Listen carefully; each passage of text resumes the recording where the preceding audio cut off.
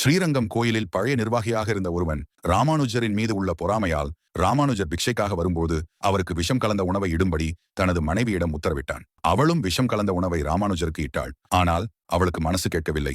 ராமானுஜருக்கு நமஸ்காரம் செய்துவிட்டு அழுது கொண்டே சென்று விட்டாள். அதை பார்த்த கூரத்தாழ்வான், சுவாமி, இந்த உணவை உண்ண வேண்டாம் என்று ராமானுஜரிடம் எச்சரித்தார். ராமானுஜரும் அந்த உணவை சாப்பிடாமல், இனி நான் உணவே உண்ண மாட்டேன் என்றார். இந்த செய்தியை கேள்விப்பட்டு திருக்கோஷ்டியூர் நம்பி திருக்கோஷ்டியூரில் இருந்து ஸ்ரீரங்கத்திற்கு வந்தார். காவேரி மணலில் வந்து நின்னார். பகல் 12 மணி.